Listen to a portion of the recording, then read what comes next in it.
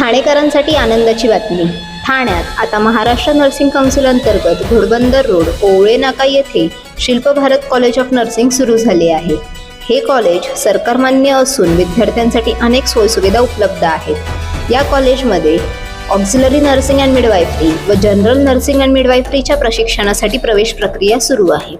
विद्यार्थ्यांना क्लिनिकल प्रॅक्टिससाठी स्वतःचे भव्य असे 100 रुग्णशय्येचे टायटन मेडिसिटी रुग्णालय, computer lab, nutrition lab, nursing lab, अद्ययावत ग्रंथालय, अनुभवी शिक्षकवृंद आणि डिजिटल क्लासरूम्स उपलब्ध आहेत.